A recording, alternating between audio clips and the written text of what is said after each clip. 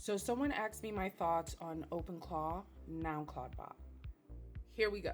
So most of the AI most people use, ChatGPT, Claude, Gemini, even Perplexity, usually it's a prompt, you ask a question, and the AI responds. That's how the mass populace use AI. The thing about OpenClaw that's making all the tech bros go crazy is that it breaks out of that prompt loop. You ask it a question or you give it something to do and it does it, right? It's not just prompt, answer, it executes. Now I'm gonna get to that because those who know that Claude Code also does the same thing. Claude Code, Claude Cowork does very similar stuff. OpenClaw just takes it another step higher, but Anthropic, who made Claude Code and the chat and Cowork, have been making little tiny changes in the last couple of days to kind of catch up to the rave that's going on with OpenClaw. I'm going to go between calling it OpenClaw and Claudebot because it started off as OpenClaw and everyone just calls it OpenClaw, but they changed their name a couple times, once to Moltbot, then now to Claudebot. So I'm gonna go back and forth. Excuse me if I do, but you know what I'm talking about. One of the things that people really loved when OpenClaw came out is the fact that you can text it, right? You can set it up either in Telegram, I think Discord, WhatsApp are a couple options. I actually, when it initially came out, I started setting it up and I was talking to it on Telegram. So people love that. And it works autonomously. It has a loop where it continues to work. But I'll get to recent things that Claude Code, Anthropic has done with Claude Code to kind of bridge that gap. Here's the main thing I want to touch on because I know a lot of my followers are non-technical. If you don't know how to configure, which means to set up security and harden your security with OpenClaw, Claudebot, you're not ready for it. Out the box, right? Just getting it, there are so many security risks. So if you don't know how to deal with stuff like ports, if you don't know how to kind of segregate it from your personal data, which honestly, there's a reason why people are getting Mac Minis, which by the way, you don't need a freaking Mac Mini. I don't know who started that. I don't know if that was just great marketing for Apple. You don't need a Mac Mini for Claudebot, all right? You can get like a refurbished computer, an old computer, and just set it up there. I don't know what that's about. Good marketing though, I guess. Anyway, if you don't know how to harden security, you're not ready for OpenClaw right now. That doesn't mean that you shouldn't look into it, stay on top of it. They're making changes every day, right? So it doesn't mean you shouldn't be listening, but I would advise that people don't rush and go get it. I started playing with it and then I was like, you know what?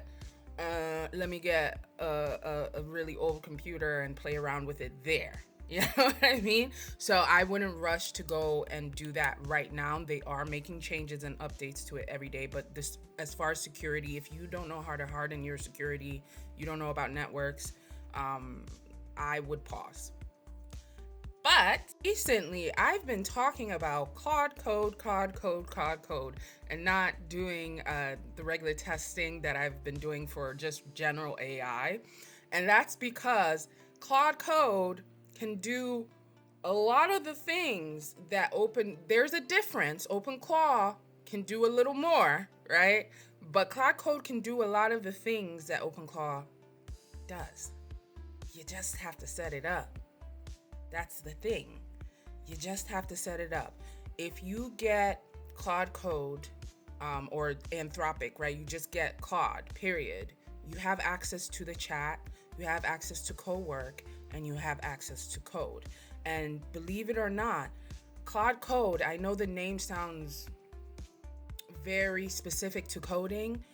That's not how I use it all the time. I am working on projects and apps, but I literally have an employee and I run parallel terminals.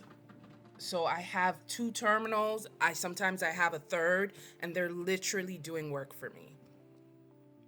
So if you go and get Anthropic's Claude Code, Anthropic also has documentation where they walk you through how to set up stuff.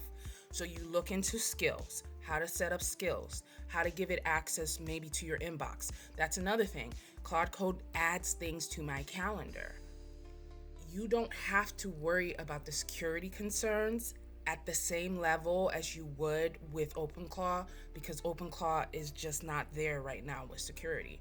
So if you are non-technical and you are considering, or you're kind of interested because of the kind of work that you do, I would start with Claude Code.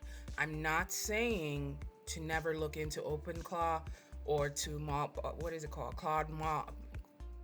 Claudebot, right? At some point, I'm just saying, if you're not used to using AI as a worker, start where it is more secure, right? Start with a tool that might not be as might not have as much hype and rave, might not do all the things right now, but start there, because then you'll start to learn how to add skills. You'll start to learn how to configure it. You'll start to learn what you need to know in order to then kind of work with autonomous. And this is the other thing. You can make Claude Code autonomous. If you can create skills and set up your MD so that it works autonomously. Right? So I would start there. That is my advice. I just don't think that when it comes to the security right now, if you're concerned about your privacy, your files, your data, like your private information on your computer, I don't think you should go and run and get OpenClaw. Start with Claude Code. Even with Claude Code, like, I use Claude Code very broadly on my computer. That is something you would first have to learn how to set up, and then learn how to secure your private files. I have something called VeraCrypt, because I like my Claude Code to actually work for me, and I want it to have broad, sweeping access to everything. So I use something called VeraCrypt, and that's where my sensitive files are. So that's my thoughts on it. If you have any more questions, let me know. Always, guys, it's always forward, upward, and onward.